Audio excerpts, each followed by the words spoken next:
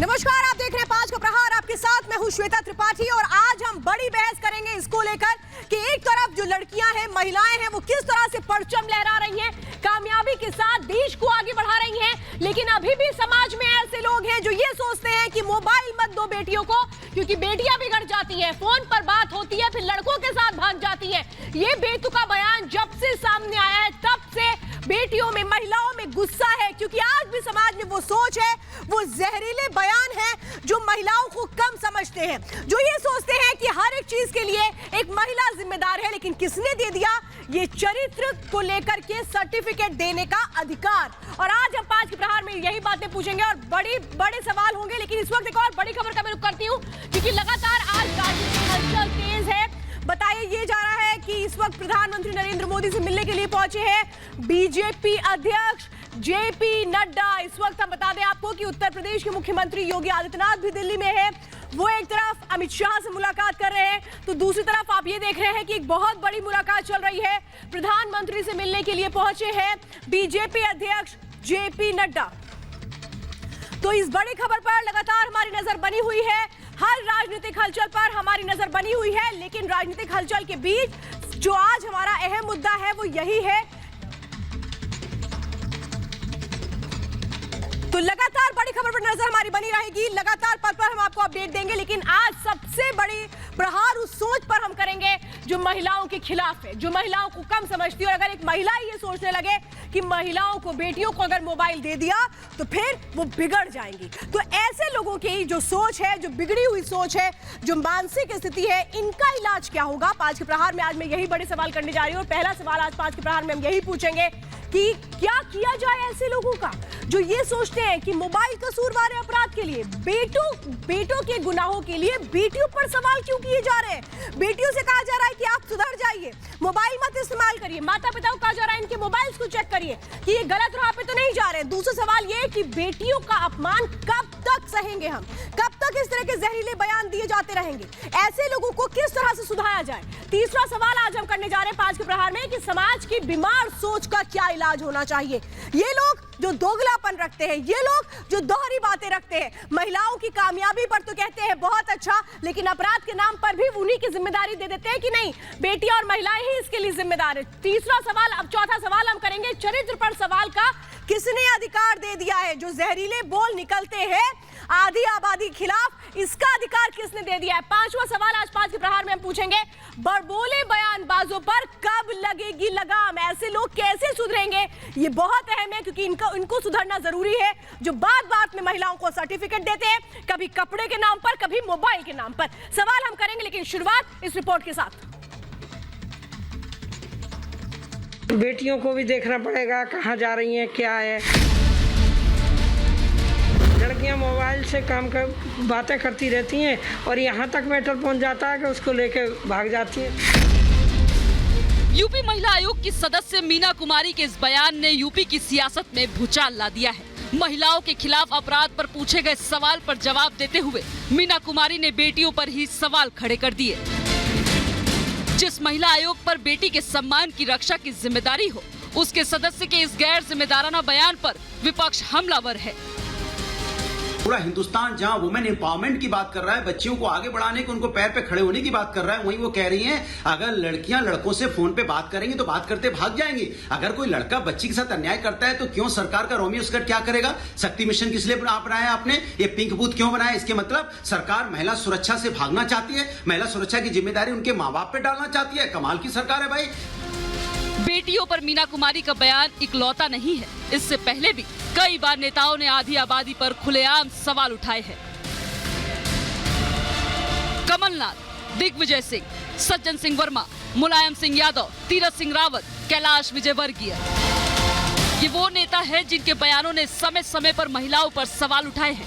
मीना कुमारी के बयान ने एक बार फिर से महिलाओं को नैतिकता का पाठ पढ़ाने वालों को बेनकाब कर दिया है। कभी मोबाइल, कभी कपड़े और कभी संस्कारों की दुहाई देकर महिलाओं के खिलाफ अपराध के लिए बेटियों पर ही सवाल उठाने की सोच को किसी भी समाज में स्वीकार नहीं किया जा सकता। आज जब हर क्षेत्र में महिलाएं खुद को साबित कर चुकी हैं, तब बेटियों को 4 दीवारी में कैद कर सुरक्षा देने के तर्क को कैसे स्वीकार किया जा सकता है? देश की बेटियों पर बड़बोले बयानबाजी पर आज हम करेंगे 5 का प्रहार। और यहाँ तक मैटर पहुँच जाता है कि उसको लेके भाग जाती है। लेकिन मीना कुमारी जी को क्या अफसोस है अपने इस बयान का? क्या वो माफी मांगने के लिए तैयार है? और क्या महिला आयोग, यूपी की महिला आयोग के अध्यक्ष हमारे साथ इस वक्त जुड़ी होंगी?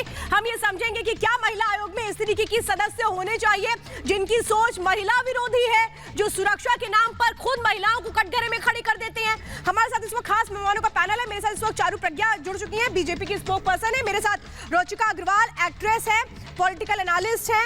बरखा त्रिहान मेरे साथ जुड़ चुके हैं, सोशल एक्टिविस्ट है। इशिका डे मेरे साथ जुड़ चुकी हैं, एक्ट्रेस है। पारुल खेड़ा मेरे साथ जुड़ चुकी हैं, विमेन राइट एक्टिविस्ट है। और सईद जरीन मेरे साथ जुड़ चुकी है, पॉलिटिकल एनालिस्ट है। आप सबका बहुत बहुत स्वागत है।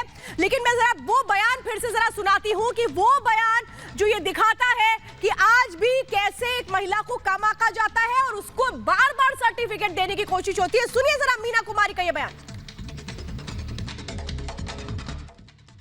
अपनी बेटियों को भी देखना पड़ेगा कहाँ जा रही हैं, क्या है और किस लड़के के साथ बैठ रही हैं। मोबाइल को भी देखना होगा। लड़कियां मोबाइल से काम कर बातें करती रहती हैं और यहाँ तक मैटर पहुँच जाता है कि उसको लेके भाग जाती हैं। और यूपी महिला आयोग की अध्यक्ष इस वक्त सीधे हमारे साथ जुड़ चुकी हैं। ये फर्स्ट रिएक्शन इस वक्त आप रिपब्लिक भारत पर देख रहे हैं। विमला बातम जी हमारे साथ जुड़ चुकी है। विमला बातम जी, इस बयान को आपने भी सुना होगा। मीना कुमारी महिला आयोग, यूपी महिला आयोग की ही सदस्य है। सबसे पहले तो मैं जानना चाहती हूँ, इस बयान को जब आपने सुना तो क्या आप कहेंगी, क्या ये महिलाओं को नीचे दिखाने वाला बयान नहीं है?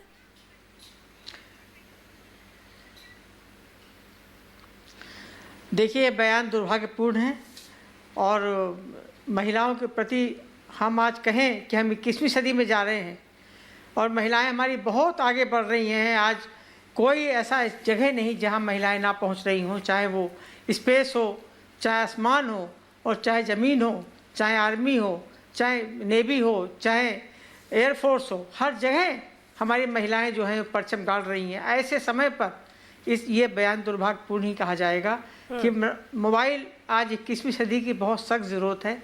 आज छोटी बच्चियां जो हैं वो पढ़ाई करती हैं, वो भी मोबाइल से ही करती हैं क्योंकि ऑनलाइन क्लासेज हैं। इसलिए कोविड की वजह से वो स्कूल नहीं जा सकती, सारी पढ़ाई ऑनलाइन है। ऑनलाइन में या तो आप लैपटॉप का इस्तेमाल करें या आप मोबाइल का इस्तेमाल करें। तो मोबाइल के बिना तो एक तरह से हम ये कह सकते हैं कि आज इस युग में मोबाइल के बिना कोई काम नहीं हो सकता, बहुत मुश्किल है। इसलिए लड़कियों को मोबाइल ना दिया जाए, ये अपने आप में ही एक गलत धारणा है। बिल्कुल विमला बातम जी, आप ये कह रही हैं। मेरी बात हुई है उनसे, मैंने जी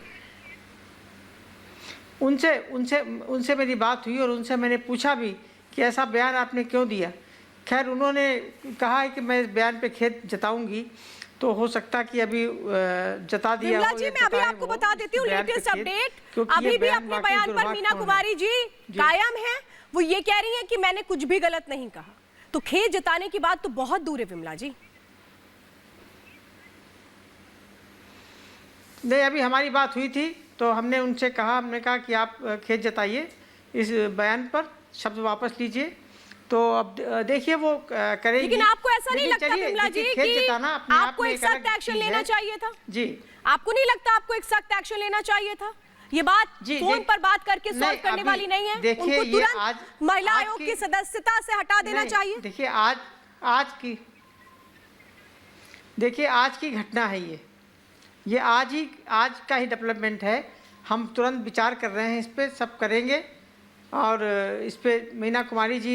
लेकिन विमला जी एक बात तो आप मानेंगी ना विमला जी, मैं एक बात समझना चाहती हूँ विमला जी, एक बात तो आप मानेंगी ना जी। 5 घंटे हो चुके इस बयान को आए हुए, 5 घंटे, और आप लोगों की ओर से अभी तक, देखिए आप महिला आयोग के अध्यक्ष हैं, यूपी महिला आयोग के अध्यक्ष हैं, तो ऐसे में अभी तक आप लोगों की ओर से कोई भी कार्रवाई नहीं की गई, कोई भी नोटिस नहीं दिया गया, कोई भी सवाल जवाब नहीं किए गए। अगर मैं पूछूं सीधे तौर पर कि आप लोगों ने रिटर्न तौर पर आपने क्या किया, कोई एक्शन नहीं लिया गया, तो देश में महिलाएं क्या समझे? देखिए, हमने सारे सवाल जवाब किए गए।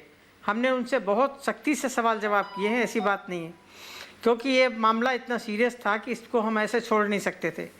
लेकिन मीना कुमारी जी कह रही हैं कि मेरे बयान को तोड़ा मरोड़ा गया है, मैंने ऐसा नहीं कहा था। मैं विमला जी मेरा वो बयान intention नहीं सुना था रही हूँ ऐसा, लगातार। मैं ऐसा आपसे वो फिर बोल रिक्वेस्ट रही हैं। करूंगी मैम, मैं वो बयान लगातार सुना रही हूँ और अभी आपने भी सुना उन्होंने क्या क्या कहा जी, स्पष्ट तौर नहीं। पे, और आपने भी कहा गलत बयान है, आपने भी जी, कहा कि नहीं ऐसा जी, बयान नहीं देना चाहिए। जी। लेकिन विमला जी, हम और जी। मेरे साथ जितने भी लोग हैं नहीं वो देना सब ये चाहिए। इंतजार कर रहे हैं कि कब आप हटाएंगी मीना कुमारी जी को, कब आप एक स्ट्रिक्ट एक्शन लेंगी।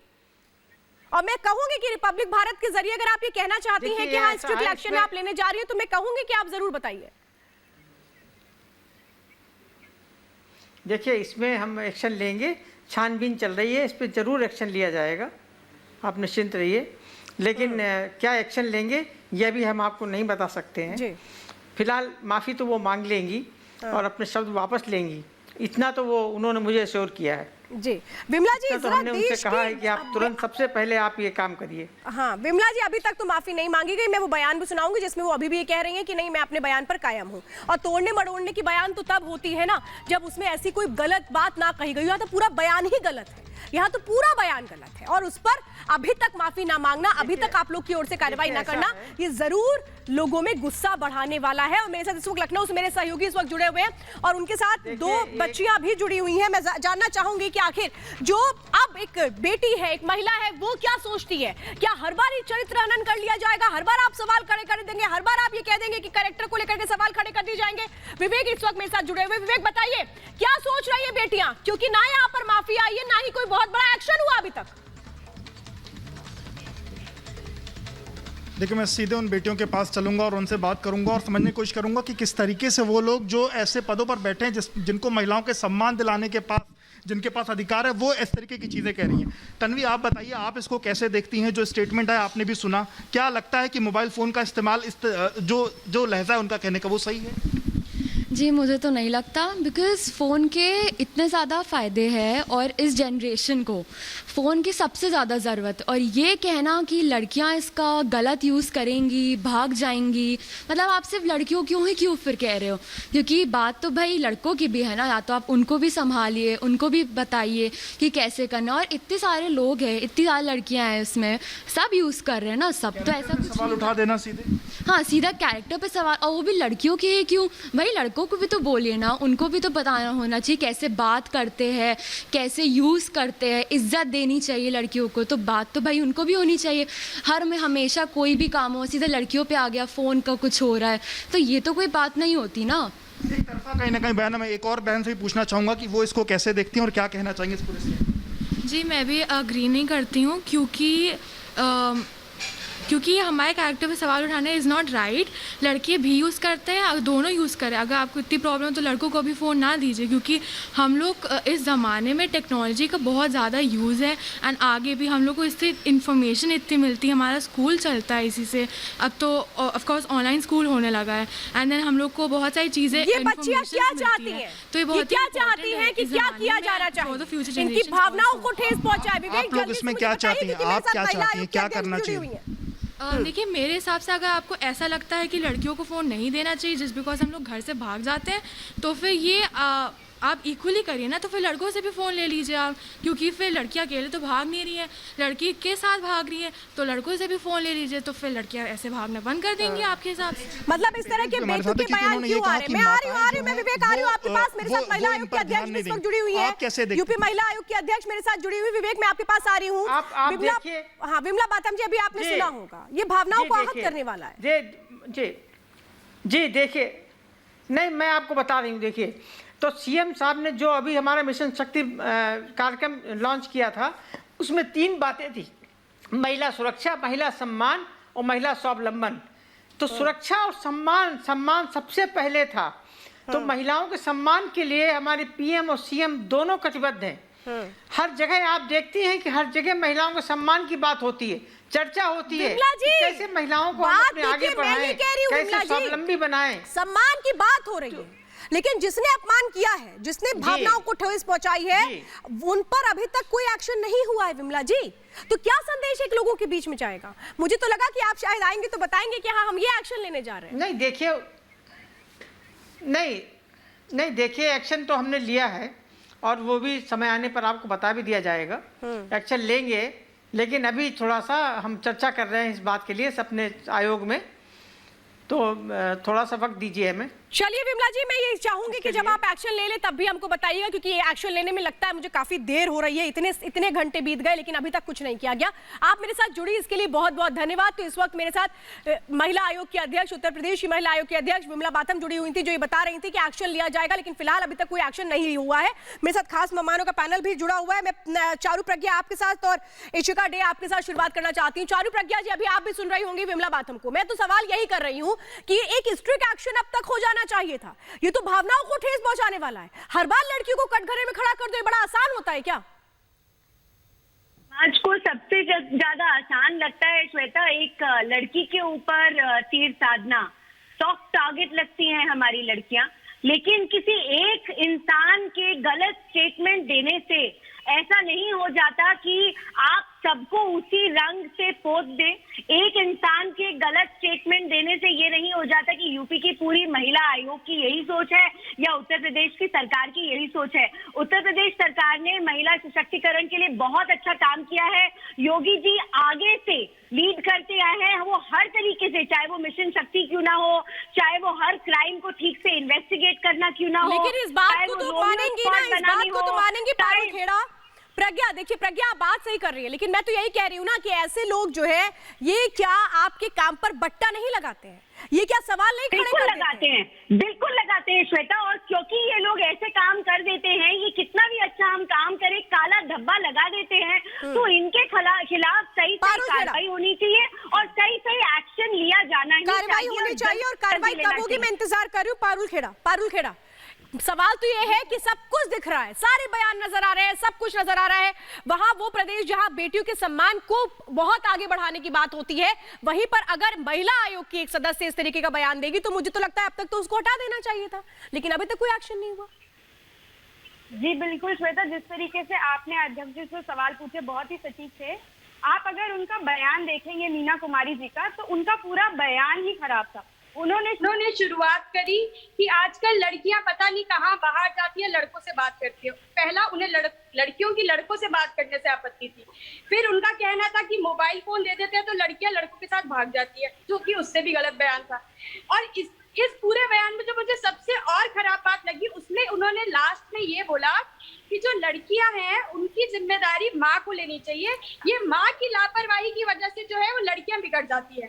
तो मुझे उनसे ये पूछना है कि सारी दुनिया का ठेका माँ ने ले रखा है, तो पुरुष समाज क्या करेगा हमारे देश में? पुरुषों की कोई जिम्मेदारी नहीं है क्या?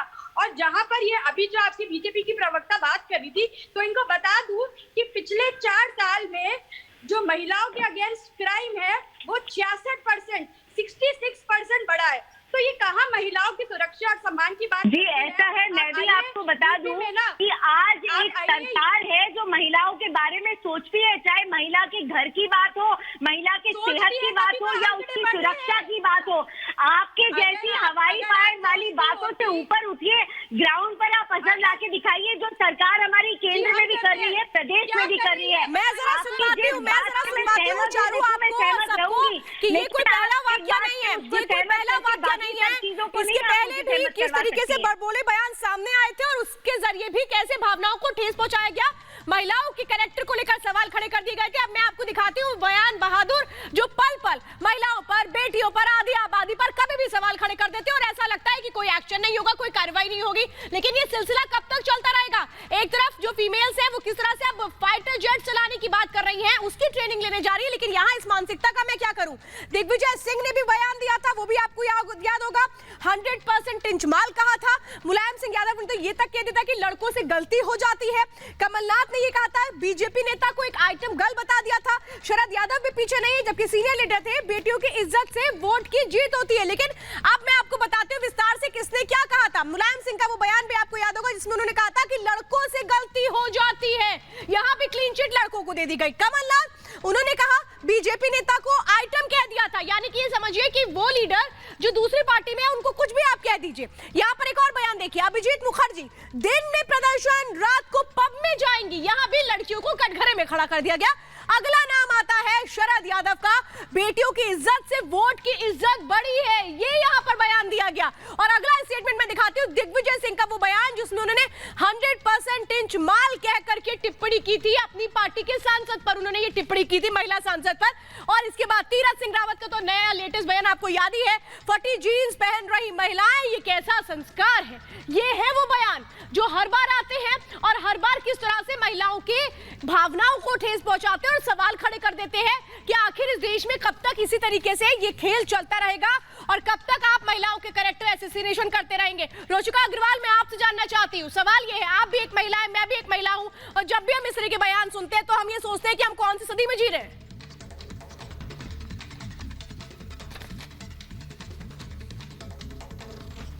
कहीं ना कहीं इस तरीके की सोच को थोड़ा सा हमें डिस्करेज करना ज़रूर चाहिए और इस चीज़ पे एक्शन लेने के लिए आपके अभी विमला माथुर जी ने कह ही दिया है कि उस पर एक्शन लिया जाएगा और वो वापस लेंगी अपना बयान। लेकिन उसके साथ साथ कहीं ना कहीं ये सोच हटानी बहुत ज़्यादा ज़रूरी है कि हम जो लड़कियां हैं उनके ऊपर कहा जाता है। आपने मीना कुमारी जी का जो बयान है उसके साथ साथ मैं इसमें ऐड करना चाहूँगी कि अगर वो ये कह रही हैं कि लड़कियों के साथ हमें मोबाइल के साथ सख्ती करनी चाहिए, तो क्या लड़कों को हम फ्री छोड़ दें? लड़कों को भी तो हमें लड़कों को भी तो एक्शन लेना ही चाहिए ना। उनकी भी बाइक उठा के रख लीजिए, उनके भी मोबाइल उठा के रख लीजिए। लेकिन इसका साथ साथ ये नहीं है कि सारी महिला आयोग खराब है। अगर सारी महिला आयोग को ही हम अगर या यूपी सरकार के ऊपर अगर हम आवाज़ उठाना शुरू कर देंगे तो इनके जिस तरीके के एमपी और एमएलए जो हैं वो जिस तरीके के स्टेटमेंट्स देते हैं लड़कियों के लिए, इनके तो आजम खान जी ने तो ऑपोजिशन में आजम खान जी ने तो जयप्रदा जी के अंडरगारमेंट्स के ऊपर बात कर ली थी। तो क्या पूरी की पूरी पार्टी खराब हो गई? इसका मतलब तो पूरी की पूरी पार्टी को तिरस्कार कर देना चाहिए हमें इन लोगों को। यहाँ बचाव तो किया ही नहीं जा सकता। सवाल ये है रुचिका, किसी का आप बचाव नहीं कर सकते हैं, आप भी एक महिला हैं। बिल्कुल सवाल हमने यहाँ पर महिला आयोग पर हम नहीं उठा रहे हैं, हम तो समाज की सोच पर उठा रहे हैं जो महिला विरोधी है, जो हर बात में फीमेल्स का कैरेक्टर एसेसिनेशन करते हैं। इनको किसने राइट दे दिया है? मैं तो सीधा सवाल ये पूछ रही हूँ ना, किसने राइट इनको दे दिया? और मैं बताती हूँ आपको कि माफी मांगी गई है कि नहीं मांगी गई है, जरा सुनाती हूँ आपको। मीना कुमारी से जब ये पूछा गया कि क्या आपको अपने बयान पर खेद है, तो उन्होंने क्या कहा, जरा वो भी सुनिए। मैं वो भी बयान सुनाती हूँ कि उन्होंने क्या कहा, वो अभी भी क्या अपने बयान पर कायम है, सुनिए जरा आप लोग।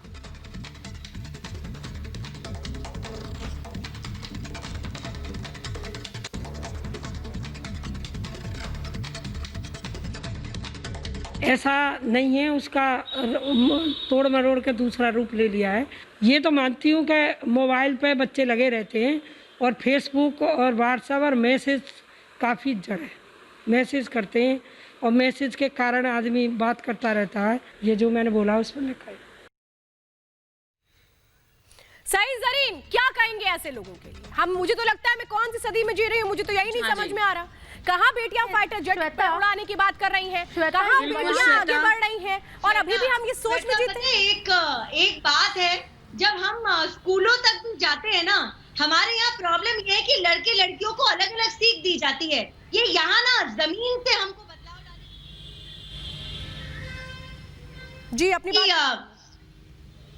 जी मैं जल्दी से पूरी करती हूँ कि लड़की और लड़की को एक ही सीख देनी चाहिए। अगर हम अपनी बेटी से पूछ सकते हैं आप कहाँ जा रही हो, क्या पहनकर जा रही हो, किससे बात कर रही हो, उससे पहले हमें अपने बेटों से भी यही पूछना चाहिए तुम कहाँ जा रहे हो, किससे मिलने जा रहे हो, किससे बात कर रहे हो। और अगर हम ये इक्वालिटी अपने बच्चों में नहीं ला सकते, अपनी एजुकेशन सिस्टम में नहीं ला सकते, तो कहीं ना कहीं समस्या है। और ये समस्या हमारे समाज की जड़ में है, जिसको हमें उखाड़ के बाहर फेंकना है। और इसको दूर करने का एकमात्र तरीका है एजुकेशन। लड़कियां सशक्त तब होंगी जब वो पढ़ी लिखी होंगी, लड़कियां सशक्त तब होंगी जब वो अपने राइट्स को समझेंगी, लड़कियां सशक्त तब होंगी जब उनको ये समझ में आएगा कि वो लड़कों से कहीं पीछे नहीं है। बताइए जरीन। एक चीज और कहना चाहूंगी मैं, एक चीज और कहना चाहूंगी कि लड़कियां सशक्त जब होंगी जब दूसरी महिलाएं उनका साथ देंगी। हर तरीके से, हर मामले में, हर फील्ड में जब एक महिला दूसरी महिला का सपोर्ट करती है, उसका साथ देती है, तभी इस देश में महिलाओं का विकास होने पाएगा। आज श्वेता आपने बहुत अच्छा टॉपिक लिया, मैं आपको मुबारक देती हूँ कि आपने आज बहुत अच्छा टॉपिक किया। लेकिन मैं इतनी देर से जो अपने जो मैं अपनी साथी हैं जो पार्टिसिपेंट जो इसमें पार्टिसिपेट कर रहे हैं जो और हैं, हैं, मैं उनको सुन रही हूँ, तो कहीं ना कहीं देखिए ये जो डिबेट है, ये मुद्दा सिर्फ महिलाओं की सुरक्षा का है। ये मुद्दा हमारे देश की आधी आबादी का है, तो इसको राजनीतिक पहलू नहीं देना चाहिए, इसमें खुल के सपोर्ट करना चाहिए महिलाओं का। क्योंकि देखिए ये बच्चियों, देखिए हम बात कर रहे हैं, एक महिला आयोग का क्या काम होता है कि आप उस प्रदेश की महिलाओं को सुरक्षा प्रदान कीजिए, उनके अधिकारों की रक्षा कीजिए और सबसे बड़ी बात उनको सम्मान दिलाइए। तो यहाँ पर आप किसी के कपड़ों को देखकर, किसी महिला के और किसी की महिला का मोबाइल देखकर आप उसका कैरेक्टर असेसमेंट कर रहे हैं, ये कहाँ का इंसाफ है? और अभी भी कह रही है कि मैं अपने जूझते रहेंगे जहां हर बार महिलाओं को, बेटियों को कटघरे में खड़ा कर दिया जाता है। बरखा, प्रज्ञा जी आप थोड़ा सा दूसरों को भी बोलने दीजिए, मौका दीजिए। प्रज्ञा से मैंने अभी सवाल नहीं किया है, बरखा आपसे किया है, आप बताइए। बहुत ही संगीन, हाँ मैं ये कह रही हूँ बहुत ही। मेरा नाम चारू है बरखा जी, मैं आपको तेहरान बोलूं तो अच्छा नहीं लगेगा, आप भी चारू ही बोलिए।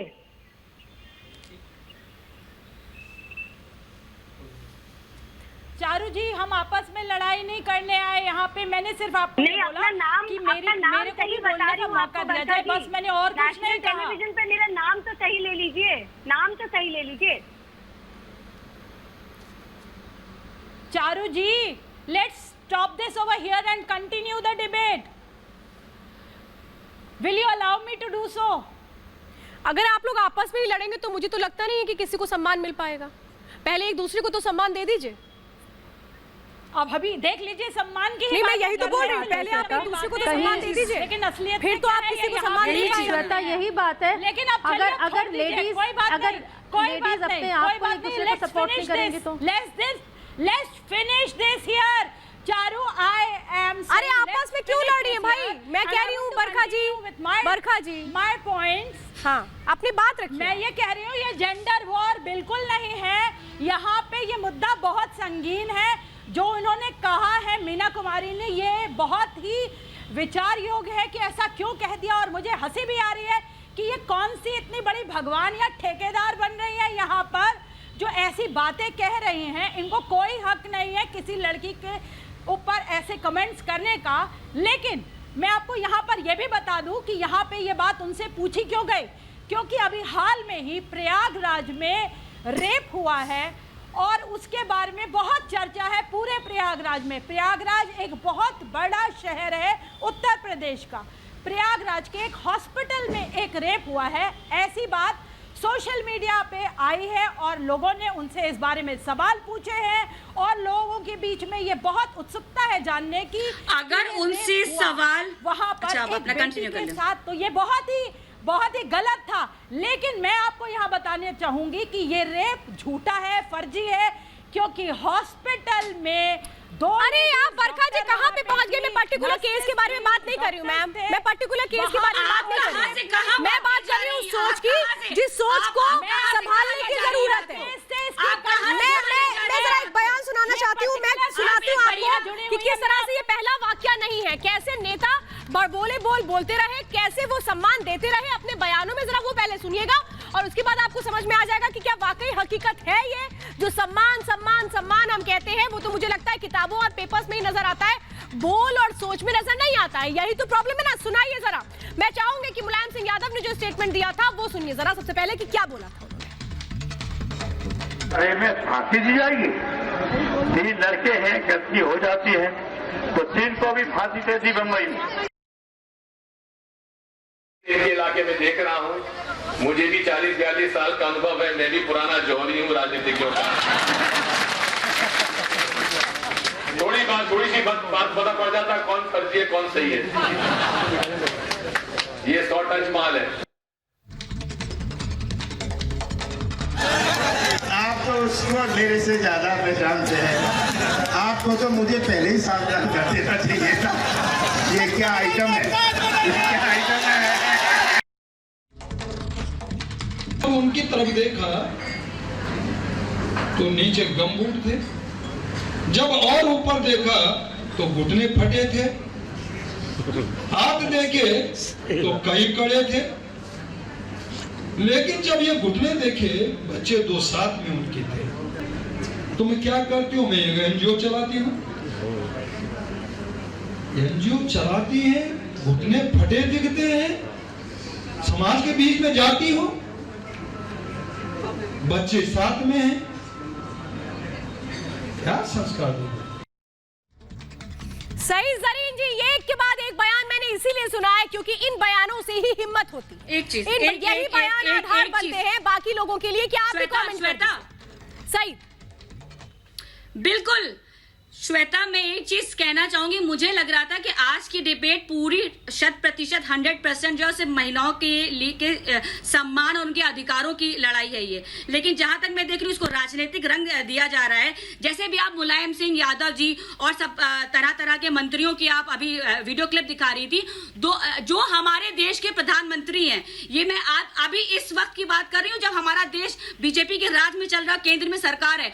2012 में एक चुनावी रैली में वो शशि थरूर की पत्नी को कहते हैं कि वो 50 लाख की गर्लफ्रेंड को लेकर घूम रहे हैं। एक मिनट, देखिए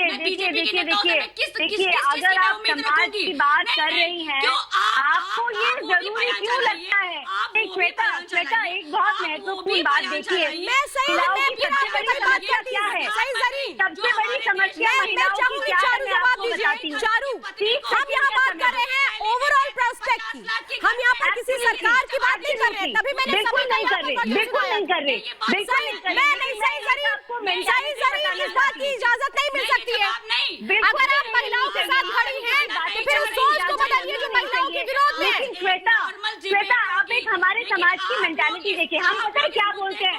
हम बोलते हैं इस फला ने ये बात बोली, दूसरे ने तो उससे ज्यादा गलत बात बोली। आप कंपेयर करते हो, भाई कम गलत ज्यादा है, ज्यादा गलत क्या है?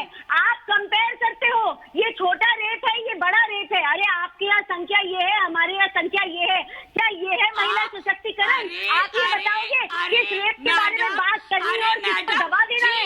तीसरी बॉर्डर पे रेप होता है, कल भी हुआ है, कल भी। अगर तीसरी बॉर्डर पे रेप होता है, आप उसके बारे में आवाज नहीं उठा पाते। अरे अगर जरीन आप इस तरह से चीखती रहेंगी तो मुझे लगता नहीं कोई आपकी बात सुन पाएगा। मैं चाहूंगी बरकत रिहान पारुल खेड़ा को लीजिए। जितनी बड़ी दरिंदगी उतनी। चारू, मैं आपके पास आऊंगी। चारू, मेरे पास वक्त कम है, मुझे सबसे बात करनी है। ये गलत है, कंडेम करते हैं, बस खत्म। और माफी मंगवानी है, वो प्रेशराइज तो कर ही रहे हैं, मांग ही लेंगी माफी शाम तक।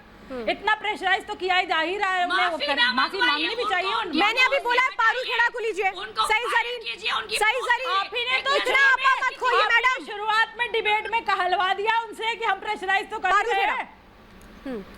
बरकत रिहान, लेकिन सवाल तो यही है कि जब तक सख्त एक्शन नहीं होगा मुझे लगता नहीं कुछ बदल पाएगा। बिल्कुल एक स्ट्रिक्ट एक्शन होना चाहिए और बरकत जी जिस तरीके से बोल रही है होना चाहिए। श्वेता जी, बरका बात पूरी करिए, मैं आ रही हूँ पारुल आपके पास। बरका बात पूरी करिए। मैं ये कह रही हूँ कि एक तो सबसे पहली बात सबका सम्मान हो जाना चाहिए। दूसरी बात एक्शन लेना है तो लीजिए एक्शन, प्रेशराइज ना करिए। लेना होता तो अभी तक ले लेती। क्यों अगर उनको लगता होता कि कोई गलती करी है उन्होंने तो अभी तक ले लेती। बाकी प्रेशराइज करिए ना, बिल्कुल करिए और एक्शन भी लीजिए उनके खिलाफ। जितना बड़े से बड़ा एक्शन ले सकते हैं लीजिए। पारुल खेड़ा जवाब दीजिए। क्योंकि ऐसे अपशब्द तो लगातार आते ही जा रहे हैं, ये तो बढ़ती ही जा रही है बातें, खत्म होने का नाम ही नहीं। पारुल खेड़ा, मैं ये कहूंगी, मैं एक बात बीच में कहना चाहती हूँ, वक्त बहुत कम है, होना चाहिए। आप सभी आज महिला पैनलिस्ट मेरे साथ हैं और मैं ये कहूंगी कि कम से कम एक दूसरे को तो सम्मान दीजिए पहले। अगर एक दूसरे से ही लड़ जाएंगे आप लोग, एक दूसरे की बातों को आप इस तरह से चीख करके बोलेंगे कि नहीं मैं सही मैं गलत, तो फिर आप क्या एग्जाम्पल दे रही हैं? पारुल। श्वेता जी, बरकत जी जिस तरीके से बोल रही हैं कि आपने अपने शो के शुरू में ही उनको इतना प्रेशराइज कर दिया, आपने बिल्कुल सही किया। और यही आपका काम है कि सरकार हो कि नींव हिला देना, उनको ये मतलब आवाज सुना देना कि हम किसी से कम नहीं है और बिल्कुल स्ट्रिक्ट एक्शन होना चाहिए। अगर उस पद पे बैठे हुए लोग इस तरह की बातें करेंगे तो वो इतनी समाज के लिए हानिकारक है, उसके लिए तो कुछ करें। और किसको जिम्मेदार ठहराया जाए? इशिका डे भी मेरे साथ जुड़ चुकी हैं। इशिका डे, सवाल तो यही है, जिनकी जवाबदेही है वही अगर इस तरह के बयान देने लगेंगे तो फिर हम किसके पास जाएंगे? बिल्कुल, ये तो बिल्कुल मैं मान ही नहीं सकती कि जिनके ऊपर हम राजनीति सीधा इस्तीफा पकड़ाइए और कुछ नहीं, बीच का कोई रास्ता नहीं है। राजनीति की नेता की तरफ ही हम लोग देखते हैं और वो लोग की तरफ ही हम लोग अच्छा यही जो बोल रहे हैं यही सही है, तो ये बहुत ही गंभीर बात है जब भी कोई व्यक्ति जो पावर में है वो ऐसी बात कर देती है। अब ऐसी बात कर देती है, ये सिर्फ उसकी बातों की नतीजा नहीं, उसकी सोच की नतीजा है। अब सोच कैसे बदला जा सकता है, ये बात में हम क्यों नहीं बात करें। ये सोच ऐसे बदला जा सकता है ताकि शिक्षा हो, ये बात बिल्कुल। अरे शिक्षा तो है। अरे ऋषिका, मैं चारू प्रज्ञा आपसे जरा समझना चाहती हूँ, हम शिक्षा की बात कर रहे हैं, जो महिला आयोग के सदस्य क्या वो शिक्षित नहीं है? क्या उनको पता नहीं है वो क्या बयान दे रही है? बिल्कुल नहीं है, क्योंकि शिक्षित डिग्री से नहीं होती है, शिक्षित होती है और एक्शन होना चाहिए। मैं इस बात से पूरी तरह सहमत हूँ, लेकिन मैं ना बहुत सारे डिबेट पे देखती हूँ, बहुत सारे एक्टिविस्ट की बात सुनती हूँ। अगर आप एक गलत बयान को लेके खड़े होते हैं तो ये जो तुलना होती है ना, कौन ज्यादा गलत था, जो मैं रेप के बारे में भी बोल रही थी, अगर आप एक रेप का आवाज उठाएंगे तो बाकी लोग बोलना शुरू कर जाएंगे, ये बड़ा है ये छोटा है। ये खत्म होने की जरूरत है, ये खत्म होने की जरूरत है। क्योंकि मैं आपको एक इंसिडेंट और बताना चाहती हूँ श्वेता, आप क्लब हाउस को जानती होंगी, मेरी आवाज नहीं आ रही है, आई थिंक मैंने इशिका आपका वक्त हो गया। इशिका डे चारू को बोलने दीजिए, बक्का में मेरे पास। चारू बात पूरी करें। श्वेता, आपने देखा होगा कल क्लब हाउस के ऊपर एक बहुत बड़ा हादसा हुआ है, जिसकी रिकॉर्डिंग ट्विटर पे सारे सोशल मीडिया चैनल्स पे घूम रही है। और इस क्लब हाउस के कॉन्वर्सेशन में क्या बात करी गई? हेट सेक्स की बात करी गई। संगी औरतों के साथ हेट सेक्स करने का कुछ लोगों का मन करता है, ये वहां पे बातें हो रही थी। और इस कॉन्वर्सेशन में महिलाएं थी, इस कॉन्वर्सेशन में वो महिलाएं थी जो हंस रही थी। इन लड़कों को रोका नहीं गया, इन लड़कों को टोका नहीं गया। क्यों? क्योंकि वो आपकी विचारधारा से आते हैं, तो उनका हर विचार ठीक है, चाहे उनका विचार यही। और चारू सवाल तो यही है कि हमारे देश में ये सोच हमें देखने को मिलती है। हम बात करते हैं मॉडर्निटी की, हम बात करते हैं आधुनिकता की, लेकिन क्या आधुनिकता सिर्फ पहनावे में होती है, सोच में नहीं होती है? सवाल तो यही है कि आखिर हम किस युग में जी रहे हैं, हम कौन सी सदी में जी रहे हैं। जब इस तरीके के बयान आते हैं तो हर बार हम ये सोचते हैं, लेकिन उम्मीद हम ये करते हैं कि अब की बार नहीं होगा आगे, लेकिन फिर भी ये दौर थमने का नाम नहीं लेता है। बहुत बहुत धन्यवाद पांच के प्रहार में आप सभी मेरे साथ जुड़े। लेकिन सवाल यही है कि आखिर महिलाओं को कम आंकने वाले, महिलाओं के कैरेक्टर असैसिनेशन करने वाले ये बयान कब रुकेंगे और इन लोगों पर कब होगी सख्त कार्रवाई? क्यों इतना वक्त लगा दिया गया यूपी महिला आयोग की ओर से? अभी तक एक्शन नहीं लेकर के क्या बताने की कोशिश है और क्या ऐसे सदस्यों को सदस्य बने रहना चाहिए? फिलहाल मेरे साथ पांच के प्रहार में जुड़ने के लिए बहुत बहुत धन्यवाद।